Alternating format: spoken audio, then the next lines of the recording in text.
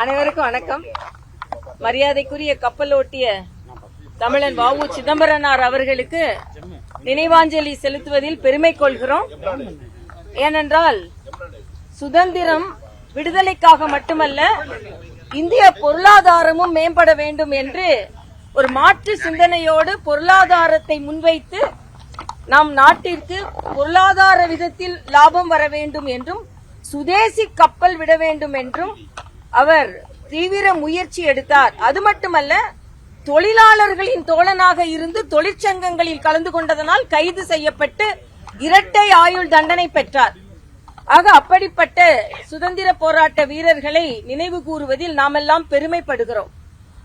அவர் பெயரில் உள்ள தூத்துக்குடி துறைமுகத்திற்கு சமீபத்தில் 178 கோடி ரூபாயில் மேம்பாட்டு திட்டங்களை மரியாதைக்குரிய பாரத பிரதமர் அறிவித்திருக்கிறார்.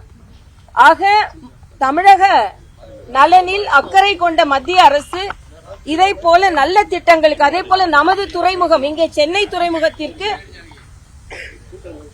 80 கோடி ரூபாயில் வளர்ச்சி திட்டங்களை சமீபத்தில் அமைச்சர் அறிவித்தார்கள். ஆக தமிழக வளர்ச்சியில் மத்திய அரசு அக்கறை கொண்டிருக்கிறது. அதனால்தான் இன்று நிதிக்குழு வந்திருக்கிறது. நிதிக்குழுவில் தனது கோரிக்கைகளை மரியாதைக்குரிய முதலமைச்சர் வைத்திருக்கிறார். இந்த மாநிலத்தை சார்ந்தவர் என்ற முறையில் அதிகமான நிதி பகிர்வு நமக்கு கிடைக்க வேண்டும் என்பதில் நமக்கு எந்த மாற்று கருத்தும் இல்லை. ஆனால் இதைத்தான் மரியாதைக்குரிய முதலமைச்சர் அவர்கள் சில மாதங்களுக்கு முன்னால் நிதி ஆயோக் கூட்டத்தில் கலந்து கொண்டு தங்களது கோரிக்கையை வலிமையாக வைத்திருக்க வேண்டும். அரசியலாக்காமல் தமிழக மக்களுக்கான அவசியத்தை சென்று பகிர்ந்திருக்க வேண்டும். இன்னைக்கு நிதிக்குழு இங்கே வந்திருப்பது மகிழ்ச்சி.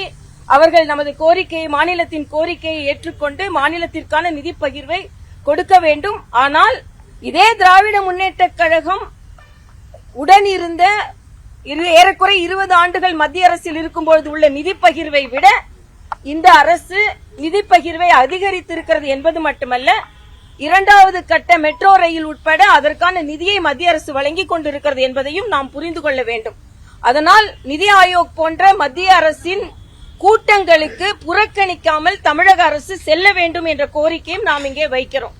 அதே போல பல நிறுவனங்கள், 3 நிறுவனங்கள், அதாவது சிறுசேமிப்பு துறை, 3 துறைகள், சிறுசேமிப்பு துறை, ஓய்வூதியத்துறை, தமிழக அரசின் கணக்கெடுப்பு துறை, இந்த 3 துறையையும் இப்பொழுது இணைத்து அந்த துறைகள் இல்லாமல் ஆக்கி இருக்கிறார்கள். ஆக ஓய்வூதியம் என்பது, பழைய ஓய்வூதியம் என்பது இந்த அரசு ஊழியர்களுக்கு ஒரு கனவாக இருந்து கொண்டிருக்கிறது.